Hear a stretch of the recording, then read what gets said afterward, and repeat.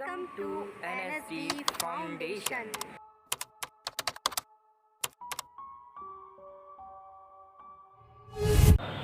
नमस्कार दोस्तों, कैसे हैं आप सब। स्वागत है आप सभी का एनएसडी फाउंडेशन पर। और आज की इस क्लास में हम बात करने वाले हैं अभिप्रेरणा के बारे में। क्या है ये अभिप्रेरणा और क्या है इसका संबंध हमारे जीवन से। किस प्रकार अभिप्रेरणा हमारे दैनिक जीवन में हमारा साथ देती है और हम किसी कार्य को अभिप्रेरणा के माध्यम से अभिप्रेरणा को शामिल करते हुए कर पाते हैं। दोस्तों, अभिप्रेरणा जैसा कि नाम से ही स्पष्ट है, अभिप्रेरणा में जो शब्द है प्रेरणा, यानी कि किसी भी कार्य को करने के लिए हमारे मन में जब प्रश्न उठता है क्यों, इस काम को हम क्यों करें, तो क्यों के उठने वाले प्रश्न का जवाब ही होती है अभिप्रेरणा। हमारे मन में किसी भी कार्य को करते समय ये प्रश्न उठता है, ये काम मेरे लिए, क्या ये काम मेरे लिए महत्वपूर्ण है, क्या इस काम को मुझे करना चाहिए। इन सब चीजों का विश्लेषण करने के बाद हम निष्कर्ष पर पहुंचते हैं कि वह काम हमें करना चाहिए या नहीं करना चाहिए। तो किसी काम को हम क्यों करें या फिर किसी काम को हम क्यों ना करें, इस चीज का जो उत्तर है वही है अभिप्रेरणा। किसी काम को करते समय हमारे मन में जो प्रेरणा मिलती है, जैसे एक बालक है, उस बालक को अगर भूख लगी है तो भूख लगने के पश्चात वो भोजन की प्राप्ति करना चाहता है, तो उसे भोजन ग्रहण करना चाहिए या नहीं करना चाहिए, यह इस बात पर निर्भर करता है कि उसे भूख कितनी लगी है, उसे भूख लगी भी है या नहीं लगी है। ये भूख का लगना उसके लिए अभिप्रेरणा का कार्य करता है। किसी बालक को अपने जीवन में कुछ बनना चाहता है, कोई बालक अपने जीवन में कुछ करना चाहता है, उस कुछ बनने और कुछ करने के लिए उसके पीछे जो कारण है वो वैसा क्यों करना चाहता है। अगर वो कुछ बनना चाहता है तो वो क्यों बनना चाहता है, उसके पीछे का जो कारण होता है वही कहलाती है अभिप्रेरणा। अभिप्रेरणा को अंग्रेजी में मोटिवेशन के नाम से जाना जाता है। दोस्तों, हम प्राय सुनते हैं कि इस कार्य को करने का मेरे अंदर से मोटिवेशन नहीं आ रहा है, या फिर हम आजकल सुनते हैं मोटिवेशनल स्पीकर्स। बहुत सारे यूट्यूब पे हम चैनल्स देखते हैं, बहुत सारे व्यक्ति हैं जो दूसरे लोगों को किसी कार्य को करने के लिए अभिप्रेरित करने का कार्य करते हैं। लोगों के अंदर एक जुनून, एक उत्साह पैदा करने की कोशिश करते हैं ताकि वे वो कार्य कर सकें जो वो करना चाहते हैं या फिर जो कार्य उनके लिए जरूरी है। तो प्रत्येक व्यक्ति, देखिए दोस्तों,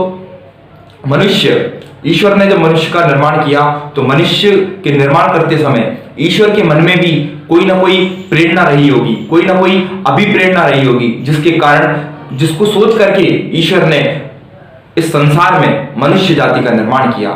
जिस प्रकार से उसने सारे संसार को बनाया, हजारों लाखों जीव जंतुओं को बनाया, उन्हीं में से एक मनुष्य का भी निर्माण ईश्वर ने किया। उसी प्रकार से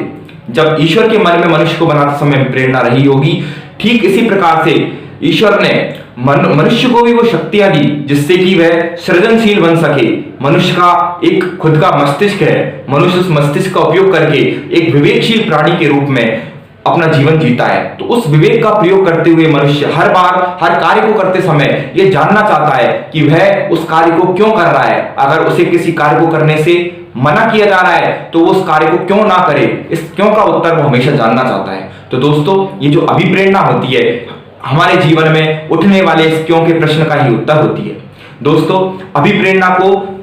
दो भागों में बांट करके हम अध्ययन कर सकते हैं, दो भागों में अभिप्रेरणा के बारे में हम जान सकते हैं। दोस्तों, अभिप्रेरणा को हम एक तो स्वतः अंदर से उत्पन्न होने वाली एक जन्मजात या फिर जिसको कहें आंतरिक अभिप्रेरणा के रूप में हम जान सकते हैं। कुछ ऐसी चीजें होती है जो हमारे अंदर से खुद उठती हैं, या फिर जिसको हम कहें कि ऐसी कुछ चीजें होती हैं जिनके पीछे कोई बहुत बड़ा हमें कोई लाभ की या कोई प्रशंसा की हमें आशा नहीं होती, या फिर दूसरे शब्दों में अगर हम कहें तो दूसरे किसी व्यक्ति की किसी कार्य को करने पर किसी दूसरे व्यक्ति की अनुशंसा या प्रशंसा से हमें कोई मतलब नहीं होता। हमें केवल आत्मसंतुष्टि के लिए, खुद की प्रसन्नता के लिए, खुद के आनंद के लिए हम जिन कार्यों को करना चाहते हैं, उन कार्यों को करने के पीछे जो कारण होता है वह कारण होता है एक स्वतः उत्पन्न होने वाली अभिप्रेरणा, या जिसे हम कहें आंतरिक अभिप्रेरणा। इसके विपरीत जब हम किसी कार्य को दूसरे का अटेंशन पाने के लिए, दूसरे से प्रशंसा की प्राप्ति के लिए, या दूसरों के द्वारा दिए जाने वाले दंड से बचने के लिए, या ये कहें कि हमारे चारों ओर का जो वातावरण है उसमें समायोजित होने के लिए हम जो कार्य करते हैं वह बाह्य अभिप्रेरणा के कारण होता है और जो काम हम खुद की संतुष्टि के लिए, खुद की इच्छा से, खुद की एक अंदर की स्फूर्ति से जिस कार्य को हम करते हैं वह आंतरिक अभिप्रेरणा से होता है। दोस्तों, जितने भी आजकल हम मोटिवेशन का जो तरीका हम बाहर की दुनिया में ढूंढते हैं, हम किसी मोटिवेशनल स्पीकर की वीडियो सुनते हैं, किसी सेमिनार को अटेंड करते हैं या फिर किसी मोटिवेशनल जो लेखक होते हैं उनके कोर्स को पढ़ते हैं, उनसे हमें बाह्य अभिप्रेरणा मिलता है। किसी कार्य को करने के लिए हम अचानक से चार्ज अप हो जाते हैं और उस काम को करने के लिए मन में विचार करने लगते हैं। लेकिन दोस्तों, हमने देखा होगा हजारों मोटिवेशनल वीडियोस देखने के बाद में, हजारों पुस्तकें पढ़ने के बाद में भी सभी लोग अपने लक्ष्य को प्राप्ति में सफल नहीं हो पाते हैं। क्या कारण है इसके पीछे? क्यों हम हमारे द्वारा इच्छित कार्य को पूरा नहीं कर पाते हैं? दोस्तों, इसका पीछे केवल एक ही कारण है कि जो कार्य है क्या वह हमारे द्वारा, खुद के द्वारा चाहा गया है, उसके पीछे क्या आंतरिक अभिप्रेरणा है, या फिर उस काम को किसी दूसरे की अटेंशन को पाने के लिए, दूसरे की प्रशंसा को पाने के लिए, समाज में एक स्थान बनाने के लिए, किसी दूसरे के प्रभाव के कारण हम उस कार्य को कर रहे हैं। दोस्तों, किसी भी कार्य को सफलता इस बात पर निर्धारित करती है क्या वो कार्य हम बाह्य तत्वों से अभिप्रेरित होकर के कर रहे हैं या खुद आंतरिक स्फूर्ति से प्रेरित होकर कर रहे हैं। दोस्तों, जो कार्य व्यक्ति के द्वारा स्वतः स्फूर्ति से, स्वतः प्रेरणा से किए जाते हैं उनमें सफल होना निश्चित होता है, और जिन कार्यों को बाह्य प्रेरणा से और बाह्य दबाव में या बाह्य प्रभाव में आकर के, बाह्य प्रशंसा या दंड के बचने के फलस्वरूप हम करते हैं, वे कार्य, उनमें सफलता हमेशा संदेहास्पद होती है। दोस्तों, ऐसा नहीं है कि बाह्य अभिप्रेरणा से हमें फायदा नहीं होता है। बाह्य अभिप्रेरणा एकमात्र साधन है व्यक्ति की आंतरिक अभिप्रेरणा को जगाने का। दोस्तों, इस दुनिया में कोई भी व्यक्ति, कोई भी का मतलब कोई भी व्यक्ति, प्रत्येक मानव, उसके अंदर आंतरिक अभिप्रेरणा बीज रूप में विद्यमान होती है।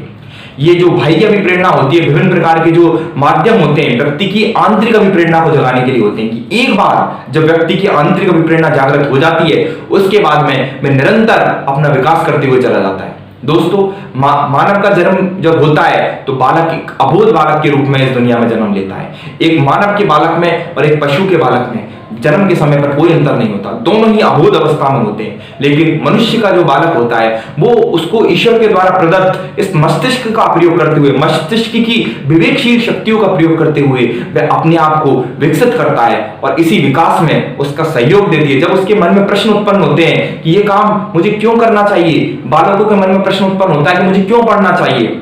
अब उसका एक सामान्य से उत्तर माँ बाप देते हैं कि एक सामान्य सी लाइन जो बार बार कहा जाता है, पढ़ोगे लिखोगे तो बनोगे नवाब, खेलोगे कूदोगे तो बनोगे खराब। लेकिन बालक के दिमाग में एक प्रश्न हमेशा उठता रहता है कि पढ़ना क्यों जरूरी है, पढ़ने से ही क्या मेरे जीवन का विकास हो सकेगा। अगर उसे बाह्य अभिप्रेरणा के द्वारा, माता पिता के द्वारा, शिक्षकों के द्वारा किसी प्रकार से पढ़ने के प्रति अगर उसकी आंतरिक अभिप्रेरणा को जागृत कर दिया जाए तो दोस्तों उसे जीवन में आगे बढ़ने से, पढ़ने में एक स्वाभाविक रुचि उत्पन्न करने से, पढ़ने के लिए उसे स्वयं प्रेरित करने से कोई नहीं रोक सकता दोस्तों। और उसके बाद में वह स्वतः ही अपने लक्ष्यों का स्वयं निर्धारण करते हुए उन लक्ष्य प्राप्ति की ओर अग्रसर होता जाएगा। दोस्तों, अगर संक्षेप में हम अभिप्रेरणा के बारे में बात करें तो अभिप्रेरणा वह शक्ति है, अभिप्रेरणा वह ताकत है जो हमें हमारे जीवन में किसी कार्य को मनोबल से करने का एक संबल प्रदान करती है, और जिसमें आंतरिक अभिप्रेरणा जो होती है वही महत्वपूर्ण होती है। बाह्य अभिप्रेरणा उसके एक सहयोगी के रूप में, एक साधन के रूप में कार्य करती है। हमारा साध्य तो होता है हमारे लक्ष्य की प्राप्ति करना, और उसका मुख्य साधन होता है आंतरिक अभिप्रेरणा, लेकिन उस मुख्य साधन के भी जो सहयोगी रूप में कार्य करती है वह होती है बाह्य अभिप्रेरणा। दोस्तों, बाह्य अभिप्रेरणा को नकारात्मक अभिप्रेरणा के रूप में भी कहीं कहीं पर विभिन्न विद्वानों के द्वारा जो बाह्य अभिप्रेरणा उसको नकारात्मक अभिप्रेरणा कहा गया है, और जो आंतरिक अभिप्रेरणा है, जो अंदर से आने वाली अभिप्रेरणा है, उसे सकारात्मक अभिप्रेरणा कहा गया है। दोस्तों, नकारात्मक और सकारात्मक, इसका शाब्दिक अर्थ लेने की यहाँ पर आवश्यकता नहीं है। सकारात्मक से यहाँ पर तात्पर्य ऐसी अभिप्रेरणा जो स्वतः उत्पन्न हुई है, जिसके लिए उसे किसी दूसरे व्यक्ति की या वातावरण के किसी भी तत्व की अनुशंसा की आवश्यकता नहीं है, प्रशंसा की आवश्यकता नहीं है, किसी के प्रभाव में आने की आवश्यकता नहीं है, जिसे व्यक्ति खुद ही स्वतः प्रेरणा से कार्य करता है, वह तो कहलाती है आंतरिक अभिप्रेरणा, और इसलिए इसको सकारात्मक भी कहा गया है। और जो बाह्य अभिप्रेरणा होती है, जैसे बालक से कहा जाता है कि टॉफी मत खाओ नहीं तो तुम्हारे दांतों में कीड़े पड़ जाएंगे, तो कीड़े पड़ने के जो दंड है उससे बचने के लिए हो सकता है कि वो एक बार में टॉफी खाने से हिचकिचाए, लेकिन अगर जब उसको खुद को समझ में आ जाएगा कि नहीं ये मेरे लिए हानिकारक है, इसे मुझे नहीं करना चाहिए, उसके अंदर से खुद से प्रेरणा आएगी कि नहीं मुझे ज्यादा टॉफी नहीं खानी, तो स्वतः ही वो टॉफी खाना कम कर देगा। तो तो एक अभिभावक के रूप में, एक टीचर के रूप में इस बात की जानकारी, दोस्तों ये जो मनोविज्ञान है इसलिए ही इतना सुंदर और इतना बहुत ही रुचिकर ये विषय है, पर पता नहीं क्यों आजकल मनोविज्ञान को एक कठिन विषय के रूप में, एक समझ में ना आने वाले विषय के रूप में प्रचारित किया जा रहा है। और मनोविज्ञान एक बहुत ही जीवन के व्यवहारिक पहलू से जुड़ा हुआ सबसे नजदीकी अगर कोई विषय है तो वह है मनोविज्ञान। तो दोस्तों मनोविज्ञान को जानकारी में लाना एक प्रत्येक अभिभावक के लिए और प्रत्येक शिक्षक के लिए बहुत ही अनिवार्य है, जिससे कि वो अपने आने वाली पीढ़ियों को एक सटीक विकास क्रम में, उनके विकास में एक सहयोगी की भूमिका अच्छे से निभा सकें। दोस्तों समाज का प्रत्येक सदस्य, उसकी जिम्मेदारी होती है, उसका यह दायित्व होता है कि वह समाज में आने वाले नवीन सदस्यों का स्वागत करें, उनके लिए वह परिस्थितियां उत्पन्न करें जिससे कि वो अपने जीवन का सर्वांगीण विकास करते हुए अपने आप को एक स्वस्थ और एक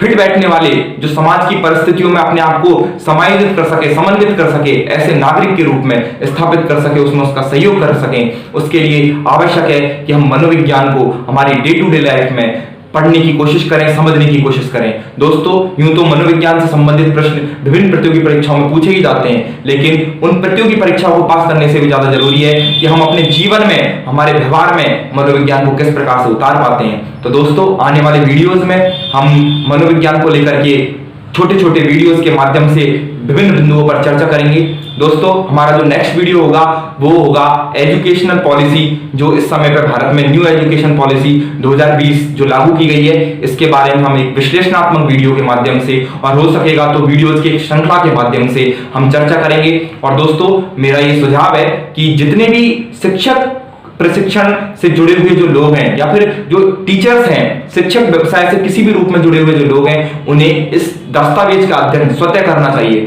दोस्तों YouTube पर विभिन्न विद्वानों के द्वारा, विभिन्न शिक्षाविदों के द्वारा शिक्षा नीति का विश्लेषण अपने अपने वीडियोस में किया गया है, लेकिन उनके वीडियोस को तो सुने ही सुने, लेकिन साथ ही में खुद भी उस 108 पेज का जो डॉक्यूमेंट है उस डॉक्यूमेंट का बारीकी से अध्ययन करें। ताकि देखो दोस्तों जब 1986 में शिक्षा नीति आई थी, उसके बाद से आज इतना लंबा वक्त बीत गया, उस शिक्षा नीति को लागू होने में, उसको समझने में ही हमें इतने साल लग गए, तो क्यों ना 2020 की जो शिक्षा नीति है उसे कम से कम समाज के शिक्षक वर्ग के द्वारा तो समझा ही जाना चाहिए। तो प्रत्येक शिक्षक का ये दायित्व है कि वह शिक्षा नीति को समझे और हम भी उसे स्वयं भी समझ करके और धीरे धीरे वीडियोज में विस्तार से विश्लेषण करने का प्रयास करेंगे। बहुत बहुत धन्यवाद। अगर आपको ये वीडियो अच्छा लगा तो इसे लाइक कीजिए, शेयर कीजिए और अगर आपके कोई सुझाव हैं तो उन्हें कमेंट के माध्यम से हमें बताइए। बहुत बहुत धन्यवाद। हरे कृष्णा।